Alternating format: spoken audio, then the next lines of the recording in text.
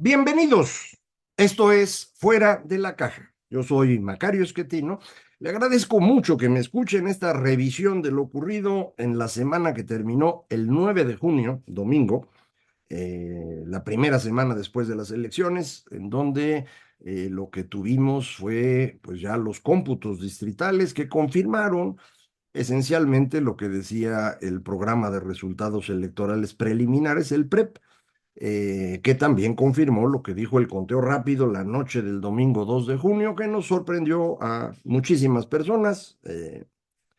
Ahora me entero que muchos encuestadores dicen que ellos realmente traían entre 25 y 30 puntos de ventaja en los datos crudos, pero como modelan para entender mejor el comportamiento del votante, por eso publicaban pues otro tipo de datos. Entonces, bueno, pues ya ven, eso es lo que me dicen.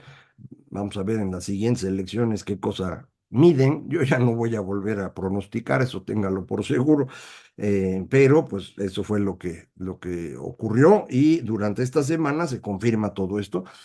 Ahora entramos en un segundo momento bien complicado y es el intento de la coalición oficialista por extender su triunfo de manera arbitraria. Eh, Están tratando de utilizar la que se llama cláusula de sobrerepresentación para tener muchos más diputados y senadores de los que deberían tener. La coalición del presidente obtuvo para los diputados y senadores 56% de los votos. Eh, Esa es mayoría simple, pero existe esta cláusula de sobrerepresentación que ya debería haber desaparecido hace mucho, pero se mantuvo, en la que se dice que se le pueden dar 8 puntos adicionales a quien haya ganado la elección, hasta 8 puntos. Entonces, 56 más 8 da 64. Nada más que aquí viene la interpretación de la ley. ¿Debe esos 8 puntos asignarse a la coalición o deben asignarse a cada partido al interior de la coalición? Pues están usando la interpretación que les conviene, ¿no? Y entonces están pasando de 56% de los votos a 75% de los diputados, lo cual significa que la oposición, que ganó 44% de los votos, va a tener 25% de los diputados. Prácticamente hablando, 20% de los que votaron por la oposición pierden su representación porque pues estos andan alambreando con la ley. No es algo sorprendente, lo habían hecho en 2018, lo intentaron en 2021, pero entonces el INE de ese momento estuvo más duro y aguantó. El de ahorita, como usted sabe, pues ya durante la campaña demostró que no está funcionando como árbitro. Pueden organizar la elección con sus dificultades, les decíamos desde la semana pasada, no entregaron todos los paquetes a tiempo, estaban incompletos, 20% de las casillas no había abierto hacia mediodía. Entonces, bueno, tampoco fue que hicieran las cosas perfectas en la organización electoral, pero la hicieron. En la parte de árbitro no hicieron nada. O sea, el presidente pasó por encima de ellos. Durante todo el tiempo estuvimos quejándonos de los 23,000 siervos de la nación, acompañados por 40,000 jóvenes construyendo el futuro, que iban casa por casa promocionando el voto a favor de la coalición del gobierno. Eso es ilegal. El presidente, desde el inicio, cuando Xóchitl Gálvez se convierte en la coordinadora de la coalición de oposición, de inmediato la acusa de corrupción y demás. Y con eso, pues la llena de negativos y Xochitl ya no los pudo quitarse de encima esa parte. Entonces, eh, todo eso debía haberse sido castigado por el INE, la publicidad excesiva, pero no, no se hizo nada. Y entonces lo que tuvimos fue una elección salinista. Creo que es el mejor ejemplo. Usted se acordará, sobre todo si es viejito como yo, que Carlos Salinas gana en 1988 de una manera muy poco clara. Yo durante mucho tiempo estuve convencido que no había ganado, que le había ganado Cárdenas. Después ya me fui convenciendo que no, no estaba tan claro. Cárdenas ganó en varias partes del país, pero probablemente no en todas. Pero en cualquier caso, no hay manera de saberlo. No se contaron nunca esos votos. Entonces llega Carlos Salinas con una mancha enorme y se la empieza a quitar. En febrero de 89 encarcela a Laquina, el líder del sindicato petrolero, un hombre muy poderoso. 6 meses después logra la renegociación de la deuda externa y con esas dos cosas se gana la clase media. Y para ganarse al resto del país, que era el importante, la clase media, si hoy no es muy grande, pues entonces era más chiquita. Para ganarse al resto de los mexicanos, Salinas inventa un programa social que se llama Solidaridad. Ese programa social consistía en apoyar comunidades que tuvieran un proyecto en el que estuvieran dispuestos a participar como comunidad y a cambio de esa participación el gobierno los apoyaba. Es decir, una comunidad que necesitaba un camino, pues sí, se organizaban, iban a hablar con el gobierno, el secretario de Desarrollo Social, que era Luis Donaldo Colosio, y pues el gobierno les aportaba apoyo técnico, materiales y lo que fuera, y la gente aportaba su trabajo y con eso hacían su camino o un pozo o lo que necesitaran. Eh, a lo mejor no se acuerda usted, pero es que Carlos Salinas de joven era maoísta y pues tenía la idea de que este tipo de organización iba a ser muy útil, no solo para que pudieran pues, estar un poco mejor todos, sino sobre todo para conseguir apoyo a su proyecto político. Y eso es lo que hace. Y así gana la elección de 1991, la intermedia. Para la elección de 94, el candidato era Luis Donaldo Colosio, usted sabe, fue asesinado, lo reemplaza Ernesto Zedillo, que no era un personaje muy carismático ni mucho menos. Y entonces, para ganar esa elección, además de los proyectos de solidaridad y todo, que ya eran inmensos, ya eran hasta autopistas enteras, Salinas le mete una lana monumental. Y Cedillo gana pues arrollando. Y él mismo se queja de que hubo dispendio, de que se gastó demasiado dinero, que fue una elección inequitativa. Y una vez que viene la crisis de 95, pues hay que hacer una reforma que cambie por completo esa forma de hacer elecciones. Es la reforma de 1996. Antes de eso ya teníamos un Instituto Federal Electoral con consejeros ciudadanos. Ese aparece en 1990, pero esos consejeros ciudadanos no tenían el control total del instituto ni la fuerza para detener al presidente. Por eso Salinas los arrolló. Entonces, vea usted lo que pasaba en las elecciones salinistas. Había un árbitro sin fuerza, se usaba un programa social para ganar la elección y además se gastaba todo el dinero que fuera necesario para que ganara el sucesor. Bueno, esas tres cosas son las que tiene usted hoy. Un INE que no tiene fuerza, programas sociales orientados a ganar la elección y todo el dinero del mundo para que gane la candidata. Entonces, esta fue una elección salinista. Pero las elecciones salinistas son previas a la democracia, lo cual quiere decir que ya no estamos en democracia. No sé si es más o menos claro el argumento, pero eso es lo que yo creo que está ocurriendo en nuestro país. Le decía yo, esta es una elección de Estado, esta fue una elección de Estado, eh, y la etapa democrática termina. La última elección democrática en México fue 2021, en mi opinión. De manera que tuvimos un cuarto de siglo, de 97 a 2021, 24 años, redondele, un cuarto de siglo de democracia en nuestro país y ahora ya no estamos en democracia. El resultado de la elección nos confirma esto. Y por si hubiera duda, insisto, pues están tratando de que su triunfo, que fue fuerte, se convierta en algo prácticamente definitorio. Es decir, no les bastan los 56% de diputados, no les basta el 64% que el espíritu de la ley indica, ellos van por 75%. Y con eso, pues tendrían tranquilo cambiar la constitución en la Cámara de Diputados. Traen, creo que 27 congresos estatales, tampoco es obstáculo. Ya nada más faltan los senadores. Ahí no estoy todavía claro cómo quedan. He visto a varios colegas que escriben que ya nada más les faltan dos.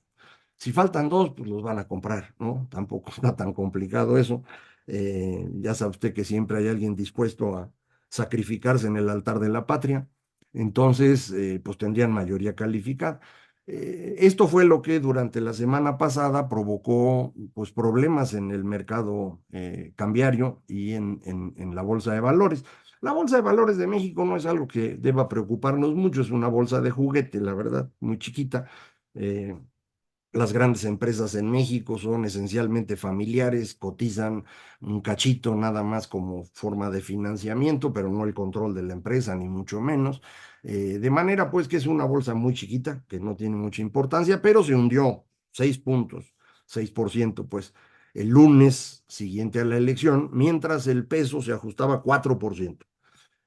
¿Por qué ocurrió eso? Pues porque en la noche del domingo, mañana del lunes, los inversionistas se dan cuenta que podría tener mayoría calificada el partido del presidente o la coalición del presidente y que entre las reformas que él anunció que iba a hacer, pues está la destrucción del poder judicial.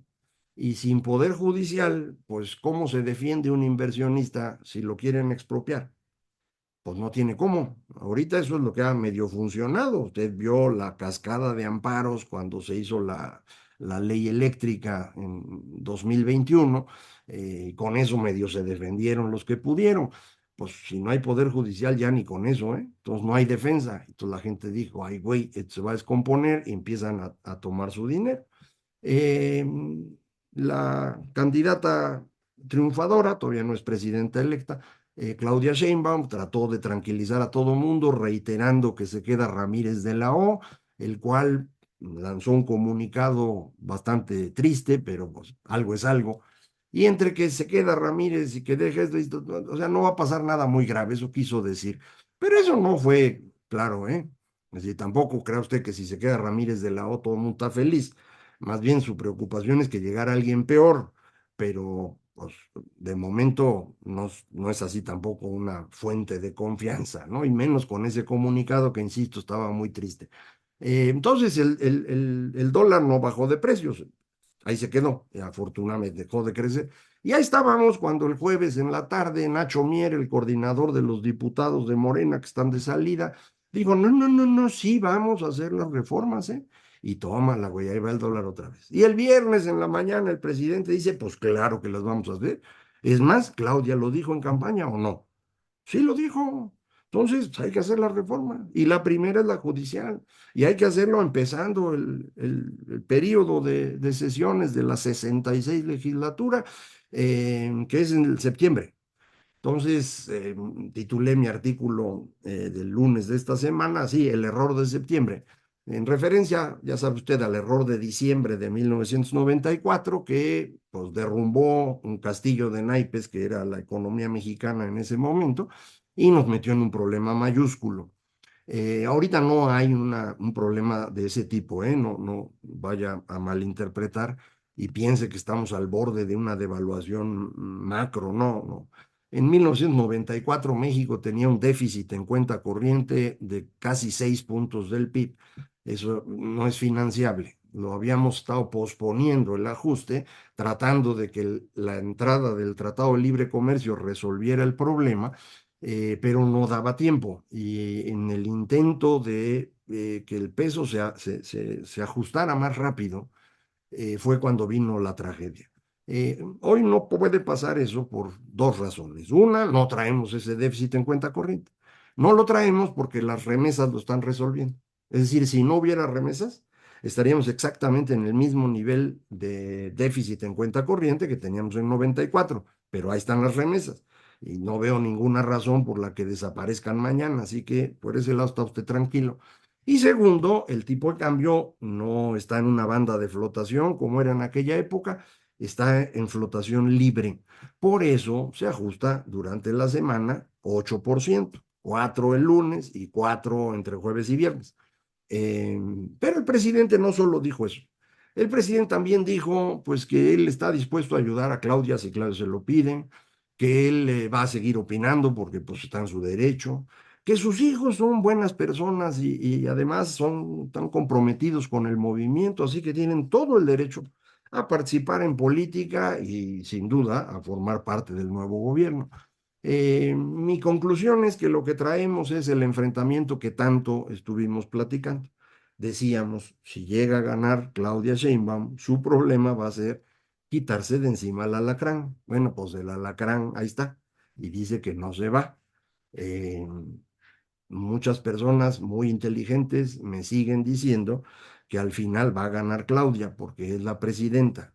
Yo sigo sin entender cómo no es la presidenta del periodo del PRI. Mucha gente está convencida que regresamos a la época del PRI. No, no regresamos a la época del PRI. Regresamos en el sentido de que un solo partido o un solo movimiento tiene el poder hegemónico. Controlan prácticamente todo. Eso sin duda. La diferencia es el instrumento. El PRI era una estructura que se fue construyendo durante décadas. La construcción más importante la realiza Lázaro Cárdenas, usando lo que había hecho Plutarco Elías Calles, que en realidad no era ni un partido político ni nada, él era el único importante. Cárdenas logra reemplazarlo sin matarlo, primera vez en ese periodo, logra construir grupos organizados en obreros, en campesinos, en empresarios y con base en ello va a construir un sistema corporativo. Este sistema corporativo aguanta muy bien desde que lo construye Cárdenas hasta el fin del gobierno de Ávila Camacho. Cuando llega Miguel Alemán, le agrega la parte de la iniciativa privada indispensable para poder generar desarrollo económico. Lo hace con lo que llamamos capitalismo de compadrazgo, cuates suyos, que se les da chance de hacer negocio a cambio de que repartan.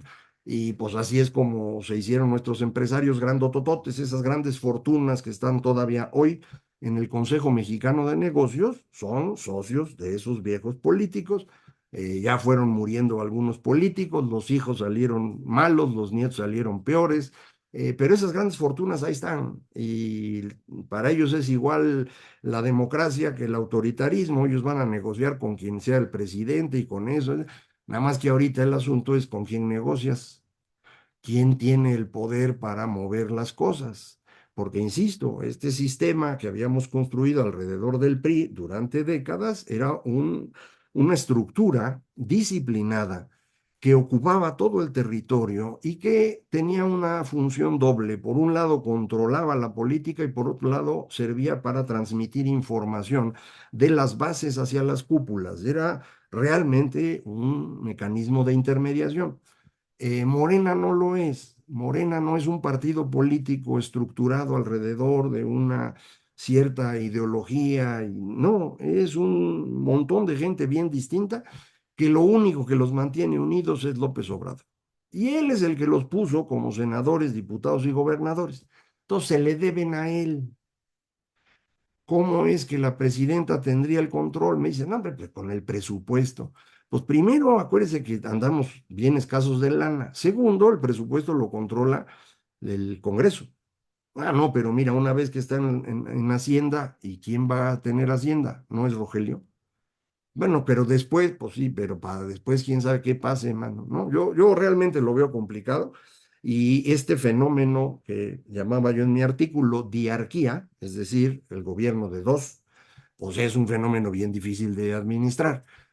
Para la señora Sheinbaum va a ser bien importante lograr tener un gabinete más o menos sólido, aun cuando, ya lo platicamos aquí, las secretarías de Estado están totalmente destruidas, pero bueno, pues lo que se pueda.